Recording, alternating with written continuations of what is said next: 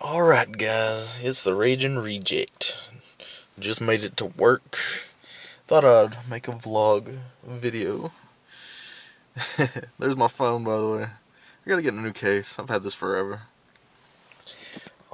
So yeah. I got here 15 minutes early, so yeah.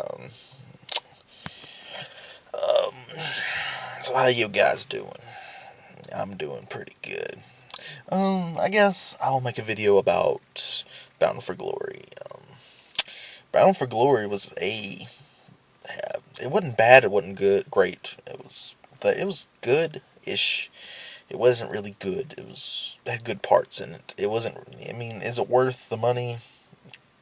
Depends on what you pay for, and that's what I said to myself in my head earlier. Um, because it just depends. And mainly, if you paid to see AJ Styles beat Bully Ray, you got your money's worth because that was a damn good match. Um, I'd say 4 stars. And Rude versus Angle. Oh my God. You always expect an Angle match at Bound for Glory to be the best, but I don't know. I really wanted Rude to win because, well, Rude's my favorite wrestler in TNA.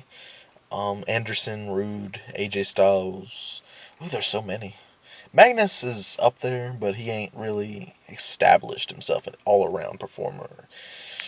I mean, he's a good wrestler, but he needs a better finisher. His elbow drop's insane, but like it's just, I don't know. He can be polished up, but so yeah. And there's just some things they can do with and put him in a really good feud and storyline. But that's here or there. He has great mic skills, the best mic skills probably, and yeah. So Anderson to me has the best because he's so good. The way he talks, the words he uses, everything about Mr. Anderson. He was my favorite wrestler in WWE before he left. So yeah, I'm a big Anderson mark. He hadn't really been. I mean, when he joined Aces and Eights, despite what Full Killer says and maybe a few others, but to me that was some of his best work. He was a great heel. He was the best heel in Aces and Eights.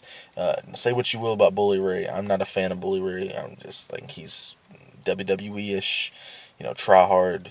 I mean, that's kind of his point. That's the thing. A lot of people try hard. Like Jericho is a horrible heel. At least the last incarnation of Chris Jericho. He tries too hard, and he just looks like he's only there to piss people off and bore people, and that's not entertaining. Entertaining is kind of finding clever ways to do it, not bringing your attention to yourself by showing how much you're trying. Just being an asshole. Like Shawn Michaels, he didn't really have to talk about fans being stupid or anything. He just did heelish tactics. That's all you got to do. If people like you, they like you. That's all you can do. I mean, you really can't force the fans to hate you unless you're hateable or you're doing a good job as a heel. They say, faces are much harder to be these days, but to me, I mean, yeah, it's true. A lot of fans, for some reason, like heels because they like, I guess they like, people tend to like things they're familiar with, and heels do the same thing over and over again, and they're so predictable, and I guess people like predictability. Call of Duty, music industry, stuff that's just crap, and whatever. To each their own. I like stuff that stands out, that's unique. And oddly enough, wrestling as a whole would improve if it did something different, and we all know that. Um, so yeah, I mean that's the thing that wrestling needs right now is something that has never happened, and unfortunately everything has happened, at least almost everything. I mean, I'm sure there's something out there that the wrestling can do, but I can't even think of it, or at least I don't know.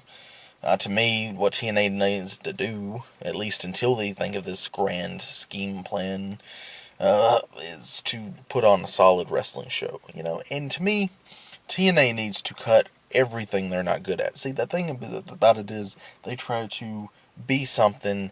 Basically, you know how Resident Evil 6 try to be everything except what they was good at, and they try to be an action game, and horror game. And they try to be thriller, and all this, it made it bloated, and everybody hated it because, well, all they needed to do, is be Resident Evil. You didn't need to be anything else. That's what the fans wanted. You don't have to be, if you try to appeal to everyone, Call of Duty just happens to appeal to everyone. Well, most people for some odd reason, and or the masses. I'll say. I won't say everybody, because a lot of people hate that game, including myself.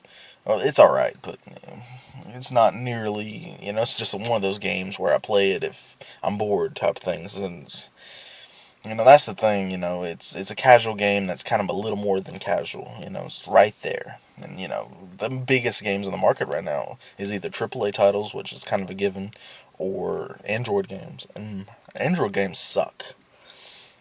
So anyway, I'm moving on. This is some kind of, I'm always make my videos multi-topic. If nobody likes it, oh well. This channel's more for me anyway. If people like it and they want to subscribe to me, great. I will appreciate it. And right now I'm kind of like, depending on, just kind of deciding on what I should make my channel to be, because I just started it. I put all my old videos from my other channels on there, try to get a fresh start and everything. Just kind of like a one all-around channel. I don't want my JGoth08 and my old Rage and Reject channel to be separate. It just seems, it seems cluttered, but I can make playlists. YouTube's kind of changed, so yeah. So it's almost time for me to go into work, and I'm still making a video. But Bound for Glory was pretty good. It just had a lot of shit.